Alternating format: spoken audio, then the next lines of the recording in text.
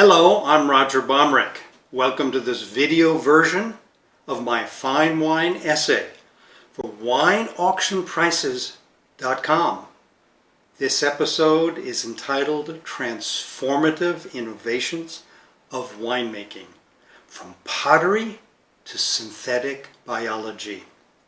Wine and winemaking are interwoven with the history of civilization. Indeed, they have been inseparable from the very beginning. As human beings left a nomadic existence and created settlements, the archaeological evidence shows that fermented beverages, once simply accidents of nature, were increasingly the consequence of deliberate human actions. Innovation such as this hinges on ingenuity. It involves creating or finding something new, and critically, active implementation to apply the invention or discovery in practical ways, typically through trial and error. Every tool or technique to turn grapes into wine, it could be said, was innovative at the outset. Which ones have been truly transformative? The prerequisite to conduct fermentation of a liquid with a modicum of control is an impermeable container. At the inception, and for millennia to follow, an earthenware jar was that embryonic device. The story of innovation and wine is thus connected with the invention of pottery, which enabled systematic winemaking. This took place around 16,500 years ago in Japan. By 8,000 BCE, in the early Neolithic, ovens replaced open fires in pottery making. The oldest fermented beverage made from wild grapes, rice, hawthorn, and honey is credited to Zhou, China, in the Yellow River Basin, and has been dated to 6600 to 7000 BCE. The fundamental innovation which made this ancient grog possible was a pottery jug, such as those we see pictured here. Containers to ferment and hold wine have undergone many alterations. For millennia, terracotta vessels were the essential companion to wine. In Caucasia, as early as circa 6000 BCE, large bulbous jars were buried in the ground to help control the heat of fermentation. Known in Georgia as qvevri, these fermenters spread to other parts of the ancient world, retaining their basic shape and purpose, whether known as pitoi in Greece or dolium in the Roman period. The clay jar we call an amphora came in many shapes and sizes, as we see pictured here. It was developed by the Canaanites in the 4th millennium BCE. A cousin of the jar held below ground, the amphora served as the essential means of storing, shipping, and even aging ancient wines. The amphora was integral to wine commerce for thousands of years. The amphora and qvevri have been refashioned and are, if anything, experiencing a revival in a supporting role. Pottery may be taken for granted, but it is the most enduring innovation in the history of wine. Large wooden wine vats were successors to earlier and smaller earthenware vessels. Wood was a preferred material for centuries. While challenging to maintain, wood vats are still prized by some of the most celebrated estates in the world, such as First Gross Chateau Margaux, Mouton Rothschild, and Lafite Rothschild, or Domaine Fèvely in Burgundy. The vat's width to height ratio encourages a homogeneous temperature while the wood retains the heat of fermentation longer, favoring tannin extraction. Here we see the new cellar of Domaine Fèvely, called Le 38 in Nuit Saint-Georges, which opened in 2018, featuring wood vats. Built-in thick-walled concrete vats can still be found in many cellars from the Rhone Valley to Mendoza, Argentina. More recently, freestanding concrete vats in unprecedented shapes, such as those installed in 2013 at Chateau Prieuré-Lichine in Margaux, are finding fans who prize their natural temperature control and internal circulation. The advent of refrigeration for winemaking in the 1940s was beyond question a monumental step forward. It transformed quality and allowed respectable wine to be made even in hot regions. The adoption of stainless steel for tanks and equipment, which started in the 1960s, was significant as well, removing the risk of various metal-based instabilities and facilitating the truly clean wines modern drinkers take for granted. Today, stainless fermenters may be vertical or horizontal and come in myriad shapes and sizes. They may often have jackets or belts in which glycol flows to allow precise temperature regulation, now frequently controlled remotely by computer. The marriage of temperature control and stainless steel tanks represented a major advance with global relevance. Here we see the gleaming stainless steel fermenters in the cellars of First Growth Château Latour in Bordeaux.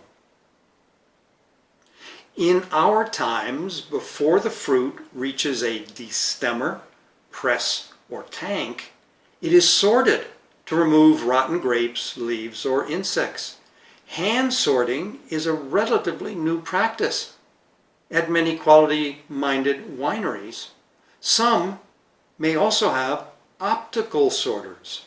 These are refinements rather than revolutionary advances.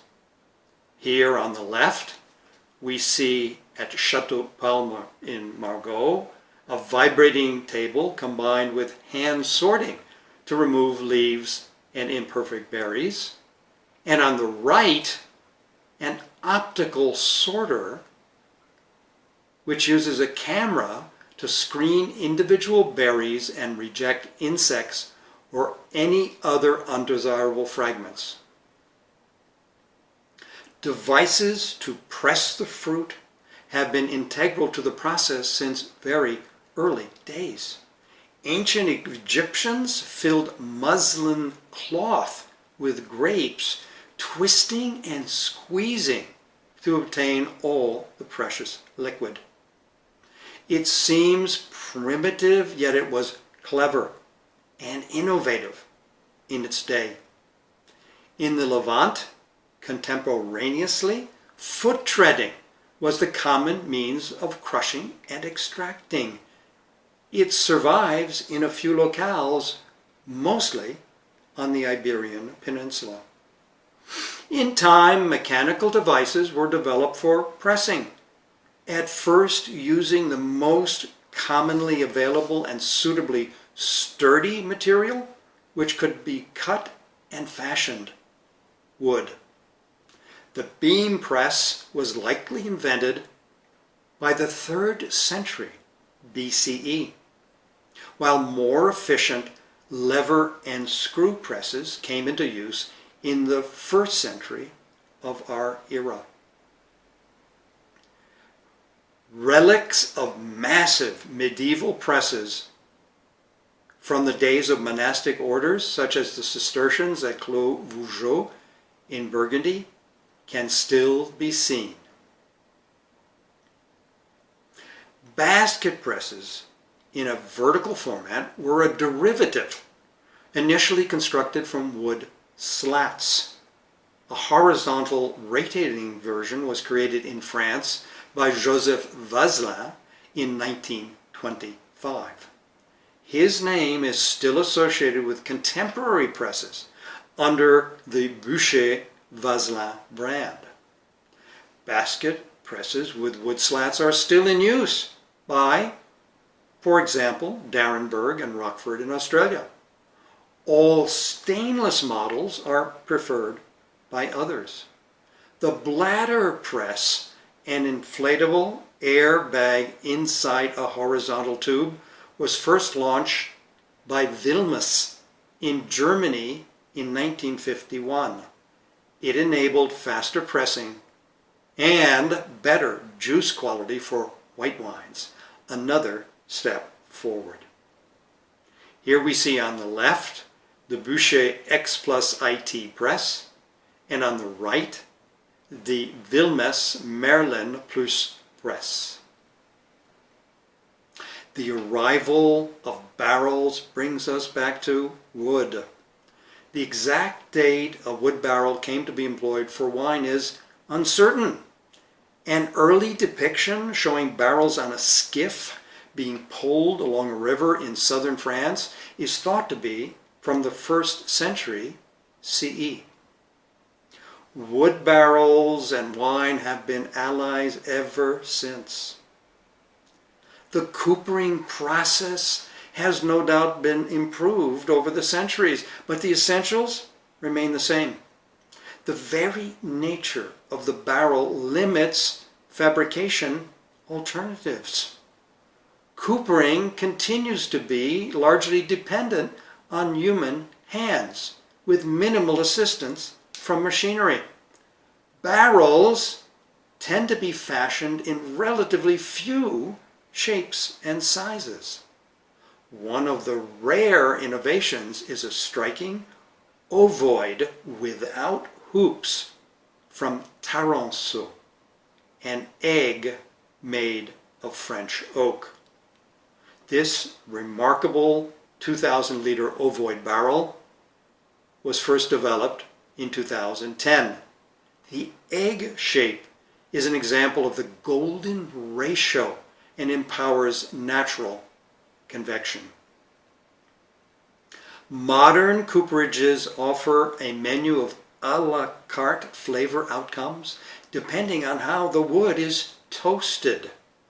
Wineries today can also choose alternative wood products, powders, granules, chips, and blocks, or staves to place into a tank. These may be considered tweaks, not leaps.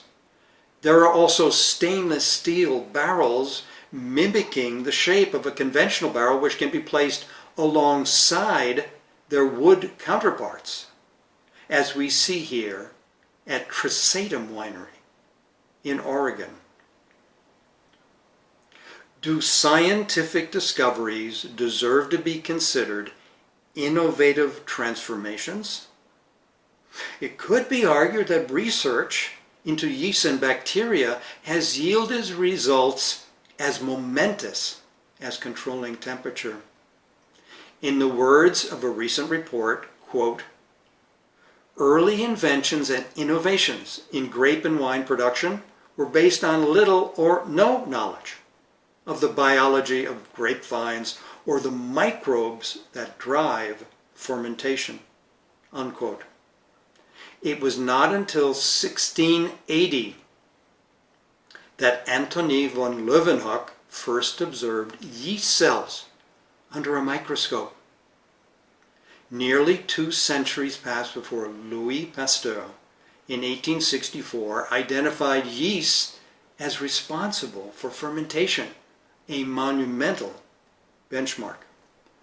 Hermann Müller-Thurgau introduced the inoculation of must with yeast cultures in 1890. The first dried yeast strains came into commercial use in California in 1965. Wineries now depend routinely on cultures to conduct fermentation predictably and reliably. In a concurrent development, Pasteur isolated bacteria in wine in 1866, but associated them only with spoilage. In 1891, Müller-Thurgau added crucial insight. Bacteria brought about the conversion of malic acid. The 20th century saw a deepening understanding and mastery of this critical process with inestimable benefits for wine. Current scientific research revolves around the ever so important yeast Saccharomyces cerevisiae.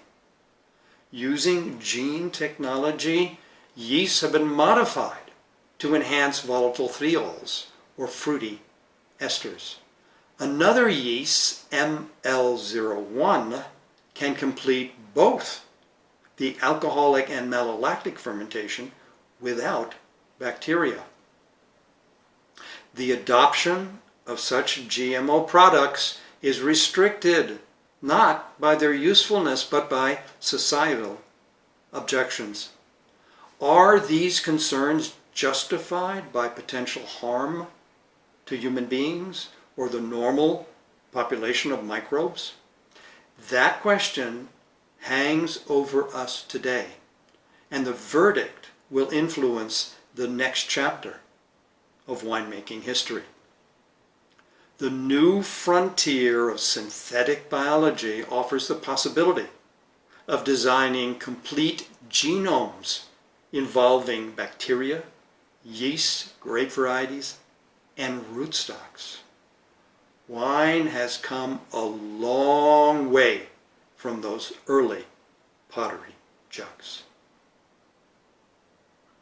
Thank you for watching, and I encourage you to go to Wineauctionprices.com to read the full essay and to look more closely at the many photographs and to consider the other topics that you'll find there. Thank you again.